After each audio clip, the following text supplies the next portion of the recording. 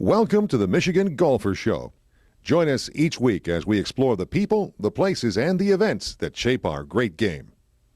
Hi, I'm Jennie McCafferty for Michigan Golfer, and we're here in Maine. It is a beautiful summer day in Maine, and with us is Jerry Roman, who gets to actually work here. How are you doing, Jerry? Doing great today. Beautiful day, isn't it? It sure is.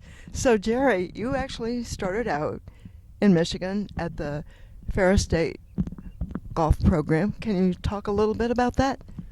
Yeah, I grew up in Grayling, not too far away. So when I was in high school, I didn't know what I was going to do, and I had been working at the Grayling Country Club for some time, and they had a representative there. They let us know about a golf program they had, and I raised my hand. I said, "Sign me up!" So I was at Ferris in 1998 is when I went there. Were you playing golf yourself at that point? I did play. I played a lot of baseball growing up, but I started working when I was 12 at the Grayling Country Club, so I started playing golf as well, and played in high school and all that. But when the Ferris opportunity came around, that's when I jumped ship and said, "That's what I'm going to do." Well, the Ferris program's pretty famous for a long time. It was the only one. Tell us some about that program. It was great. When I went there were like maybe 4 schools in the country that existed at the time, and one of them happened to be right at my back door. The weather's not ideal for golf all year, but the program's made some really cool improvements. When I got there, it was the old clubhouse, no driving range. Some of the irrigation problems they had. They built a new clubhouse, new facility. Everything is so great when I go there. It's just kind of mind-boggling going back after 15, 20 years to see what improvements they've made. It's really cool.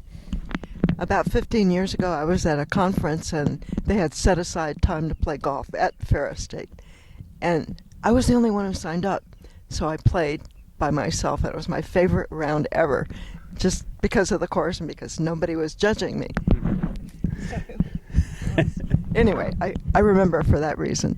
So you basically got connected with Boyne through Bay Harbor, is that right? Yeah. So when I graduated, I went to work at Charlevoix Country Club, which is not far from Bay Harbor. Sure. And I was there a few years, and I went into Bay Harbor and worked for Rob Furman for a couple of years as the assistant there. And that was what took me to Hidden River Golf and Casting Club as the head pro. And after, I think, 3 seasons, Boyne actually leased the golf course from our owner for a period of about 5 years.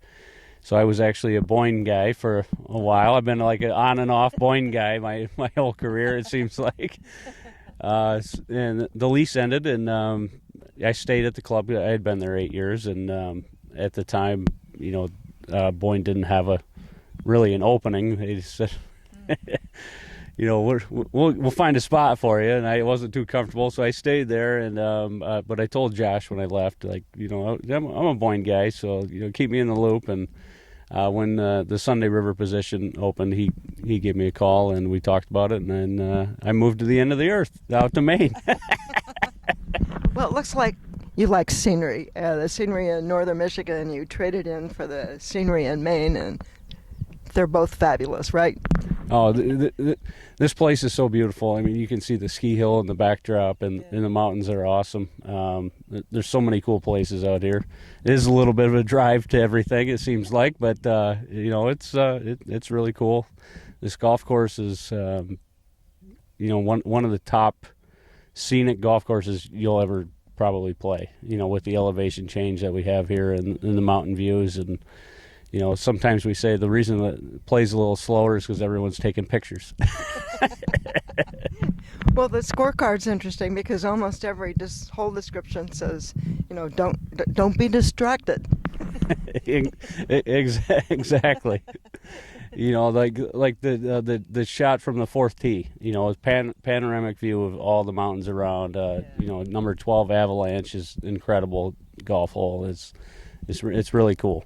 And to play in, basically from 17 to 5, there's 500 feet of elevation change on this golf course. So it's not like the golf course was built at the bottom of the hill. It's built on the side of the hill. Well, so we were going around yesterday. I was thinking signature hole. And I thought, okay, maybe 4, maybe 14. Then I got to 17.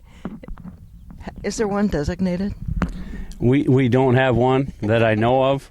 They're all signature holes, right? I hear a lot of favorites. We don't have a designated hole, but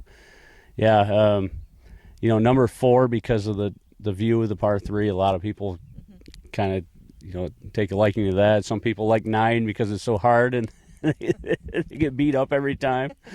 But there's so many really cool golf holes out here. It's an awesome place. Well, it looks really challenging for people who are trying to shoot par. But if you're not keeping score, you're going to have a blast the first time. Yeah, well, our sister resort, Sugarloaf, they built that one first. It was a Robert Trent Jones Jr. design. And what I was told, and I don't know this, but other than what I've heard, they built that one and they said this is too hard off the tee. Then they built Sunny River, and as you play this course, the tee shots are more forgiving. Okay. But your elevation changes to all the greens make the approach shots much, much more difficult. So tell me a little bit about how the program at Ferris has impacted a position like this one.